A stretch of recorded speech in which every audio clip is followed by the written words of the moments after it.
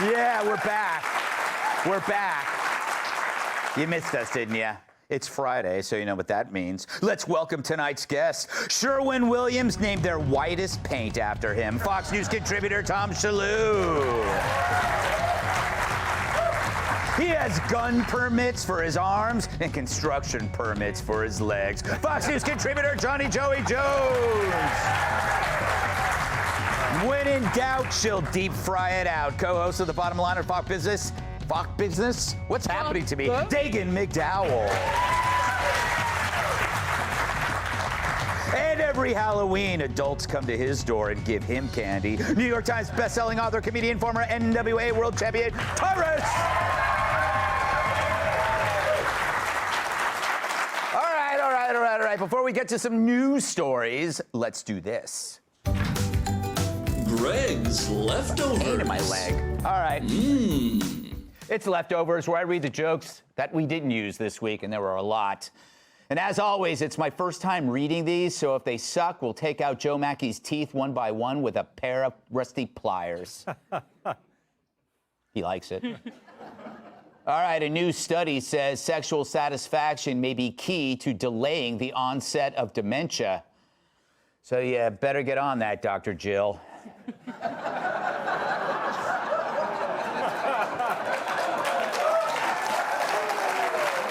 You're disgusting. You're disgusting. President Biden has officially condemned Hamas, saying he prefers salsa or guac with his pita bread and chips. The Australian version of Maxim magazine has placed Daniel Laidley, a biological man, at number 92 on its list of 100 hottest women. No comment yet from number 93. Gary Shandling, R.I.P. Researchers have found that certain species of female frogs will lay completely still and play dead to fend off potential mates. Huh. Too bad they never worked with my uncle. Ew. You like to have sex with frogs. All right. Not better. That made it worse? That made it worse. All right. Oh. Who knew? A former Girl Scout treasurer in Delaware was arrested for allegedly stealing $12,000. The treasurer may have gotten away with it for so long because none of the Girl Scouts could do math. A sexist would say, I agree. That's a terrible joke. Joe Mackey just lost a tooth. Joe Biden said the alleged rocket attack on a Gaza hospital was, quote, done by the other team. Incredulous reporters wondered, why is he blaming homosexuals?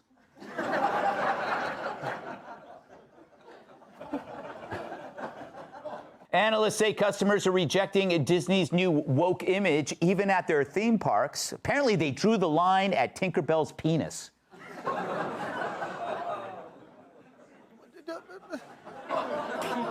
Tinkerbell's penis. Don't ruin that for me. Don't ruin that for me. Reports earlier this weekend confirmed that Disney inked a big deal with China's TikTok. It's Disney's worst pairing since Sleeping Beauty replaced Prince Charming with Bill Cosby. I know. An EasyJet flight was canceled because a passenger took a dump on the bathroom floor. Where do they think this is, Air Force One?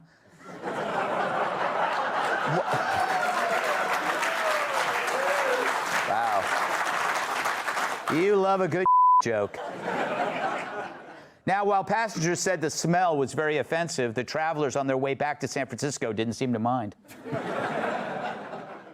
New reports are claiming that this year's heaviest pumpkin could make up to over 700 pies. 700 pies, you ask?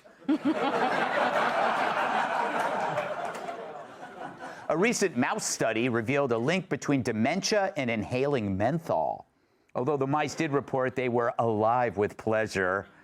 Do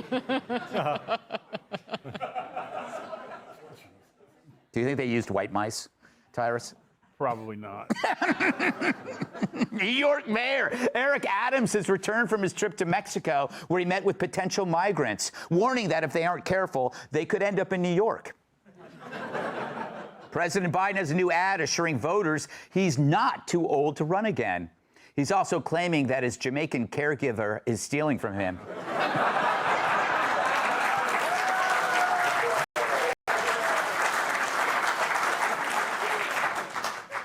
Thanks to a public fundraising drive, the world's first vagina museum will reopen next month in London. Apparently, it was closed for 5 days last month. Yeah. There were a lot of ways to go with that joke, and that was the cleanest one. According to a new study, ice cream and potato chips are as addictive as cocaine and heroin. And you can trust the results of the study because it was conducted by experts. A live-action version of the animated series Gargoyles is in the works, and you'll never guess who's been cast to play the lead roles. 1, 2. And finally, according to a recent study, 49% of people in serious relationships think about someone else during sex. And you'll never guess who that someone is. All right. Let's do some news. This week, we saw the media get duped by another hoax, and this time, what a monumental up. On Tuesday, a rocket fired by nearsighted Jew haters hit a hospital in Gaza. Of course, Hamas blamed Israel and claimed 500 people had been killed. Obvious lies, but it still was hand-delivered by the Hamas PR department, our mainstream media, who ran with it like Carl Lewis with a Qassam missile up his ass.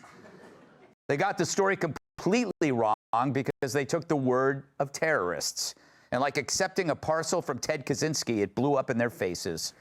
Damn. It ran on the New York Times front page, and there was an AP headline that ran, quote, Hamas-run health ministry says Israeli airstrike on hospital killed hundreds. And our old pals at CNN tagged the news from the Palestinian health ministry. Reuters cited Gaza health authorities. In other words, Hamas. But you'd think the media would have learned a lesson after being duped hoax after hoax. The Covington kids, Smollett, the Bubba Wallace news, the P-tape, Russian collusion, saying Hunter's laptop was Russian disinfo. But they can't stop. Why is that? Because they're told what they wanted to hear by the people they wanted to believe. They already knew who the good guys and bad guys were. Whether it's Jussie, Hamas, or BLM, in the universal filter of oppression, they are the oppressed and you are the oppressor. And if cities go up in flames, blame the Jews. So are they admitting that they screwed up? Not a chance. Because doing so means the people that they really hate, namely us, were right about something, and they can't have that. Meanwhile, our commander in padded briefs, instead of focusing solely on Israel, linked it to Ukraine. I know these conflicts can seem far away, and it's natural to ask, why does this matter to America? So let me share with you why making sure Israel and Ukraine succeed is vital for America's national security. You know, history has taught us that when terrorists don't pay a price for their terror, when dictators don't pay a price for their aggression, they cause more chaos and death and more destruction. If we walk away from Ukraine, if we turn our backs on Israel, it's just not worth it. All right, so why this arranged marriage between a fresh tragedy and a dragged-out war? That's not clarity, far from it. The trick is, if you're against aid to Ukraine, well, then you hurt Israel. But there's something gross about using a terrible event as part of a package deal. It reduces its horror and its meaning. What a wasted opportunity to bring clarity to an event by saying what no one else will say, that we are dealing in the here and now, not history that goes back centuries. This is why the passion of co-eds is so laughable. For it's truly amazing that someone born in 2005 has the solution to a problem that's vexed humanity since Biden was sniffing the hair of a woolly mammoth. History is often used to justify present-day horror, putting the onus on you to endure long, endless screamathons with ignorant babies.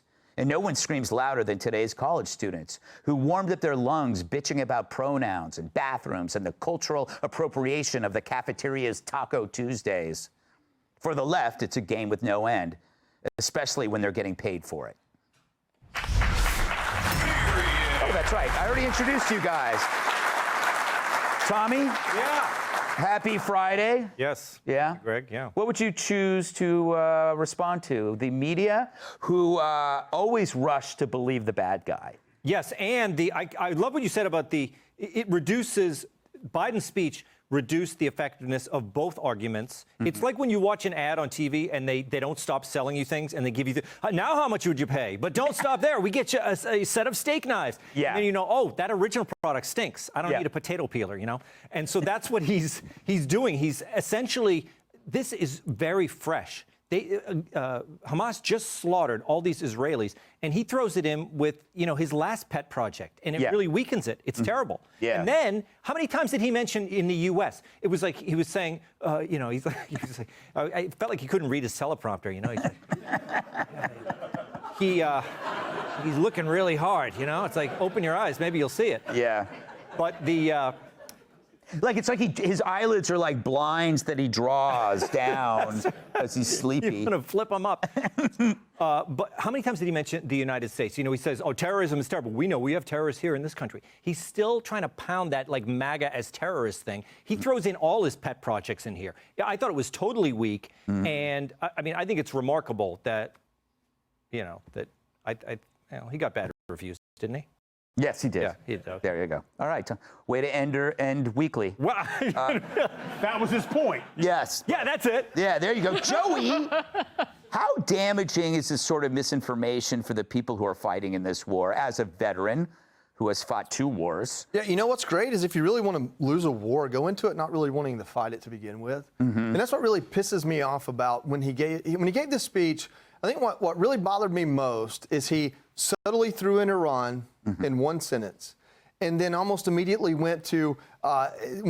he said, Israel is not responsible for what happened at the hospital, but we have to make sure we abide by the rules of war. How else can you talk out of both sides of your mouth? At his age and ability, probably like choosing food comes out both sides of his mouth. Yeah. But at this point, it was, this self-righteous indignation coming out both sides of his mouth. When you say something like that in an address that important, you're saying nothing less than, hey, those of you who are kind of saying that Israel is committing war crimes, man, I hear you. I hear what you're saying, and I'm going to make sure they don't. This is the sad truth of war. When you go to war, you are choosing to commit evil so that evil can't be committed to you. There's nothing pure or righteous about war, but there's something righteous about defending yourself so that the innocent people you're responsible for don't suffer while you're in charge. I would hate to be Benjamin Netanyahu. I would hate to be the President of the United States because going to war is the worst thing in the world you could do. But if you're going to go to war, go to war to win. And the sad truth, babies are going to die either way. But do they die because someone from Hamas attacked them and tried to kill them, or do they die because Israel is trying to get rid of Hamas, bombs a facility that has Hamas terrorists in it, and a baby's too close? That's the only difference. Yeah. And to sit here and parse it out and try to make it into something that's not. I fought 2 wars that we tried not to win because we had to have clean hands. Well, guess what? We don't have clean hands, and we lost them. There you go. Dagan, why doesn't the media ever fess up for their mistakes? You're in the media. You admit wrongdoing constantly, often on this show. Yes, and Tyrus, and Tyrus knows this as a man. If you ever want to get laid again, what do you tell your woman? I'm up. Yeah. If you ever want to get keep your job, or you know what, if you actually have a moral core, you admit when you're wrong. If you want to live with yourself, but these people don't, because, well, 1, they're arrogant, and 2, they are Hamas supporters. And their bias betrayed them. That's why they were so quick to jump on this story, because they side with against Israel, the oppressor, and they side with the terrorists, because that they view Palestine as the oppressed. Again, that is actually the colonizer and the colonized. That's old Soviet Union propaganda. How funny is that they've picked up and run with over these years? But it would be, if you just said it like this, I would be fine with it. Why would you, when they reported all these stories, if they just came out and said, terrorists told us so, that is the truth telling. Yeah. if they just said it that way. All right, Tyrus, you want to talk about Joe or the media? Well, it's all connected. It's all connected. It comes down to one thing. This nation, we have a war over accountability because you can say things and do things without any accountability. You can ruin someone's life. You can make crazy. You can argue. There's no such thing as a woman anymore because there's no accountability, right? And so when you want to say Hamas is for the freedom fighters for Palestine and the Jews are horrible monsters that are doing all these things, there's no consequences. It used to be when a reporter got it wrong, he had to drag his ass on in front of the TV and be like, "Ladies and gentlemen, I reported wrong." And I have a correction. He had to do it personally, or even better, if it was such a glaring mistake, he was fired. So he was gone. Nobody was fired for getting it wrong because getting that story wrong lit a fire across the world. There was the next day, people were trying to burn down embassies. Countries were saying, "Get the hell out of Lebanon," because you got it wrong. But we live in this time, and this young group, they can go out and they can say anything they want to because no consequences. What was everybody upset about? Not that the kids signed a petition. It was because they're not going to get jobs now. Yeah. It's not fair. No, it's called accountability. So as long as we continue to have this argument where like, well, they can't respond. Israel can't go in there and wipe out because it's not the Palestinians' fault. Yeah. It's Hamas's. No, it's not Hamas's fault. It's their fault. So therefore, you can't do anything. Now we're seeing Israel lives by a different guide. They live by the accountability. If you come into my house with a stick and hit me with a stick, I'm going to come at you with a gun. And they have every right to do so.